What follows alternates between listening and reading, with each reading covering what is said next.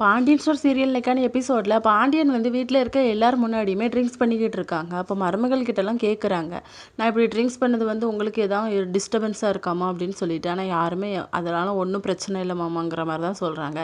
அரசி வந்து கடையோட கலக்க வழக்கெல்லாம் பார்த்துட்டு இருக்காங்க. அப்போ தங்கமயில வந்து நானே பார்க்குறேனேன்னு சொல்லும்போது, இல்லை அண்ணி இது எனக்கு ரொம்ப பிடிச்ச விஷயம், நானே பண்ணிக்கிறேன் அப்படின்னு சொல்லிட்டு, ஐயோ எங்கள் அப்பா எவ்வளோ கல்லால் கை வச்சாருன்னு தெரியலையே அப்படின்னு சொல்லி தங்கமயில வந்து பயந்துட்டு இருக்காங்க.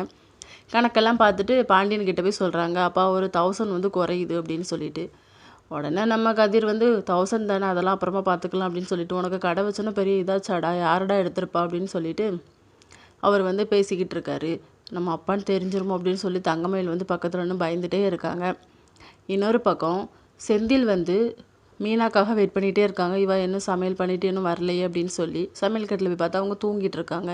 என்னடி ஆச்சு அப்படின்னு சொல்லும்போது, எனக்கு ரொம்ப டயர்டாக இருக்குது, தூக்கமாக வருது, பேசாமல் நீங்கள் கடையில் ஆர்டர் பண்ணி வாங்கிக்கோங்கன்னு சொல்லிட்டு போயிடுறாங்க. இதோட இன்னைக்கான எபிசோட் முடியுது.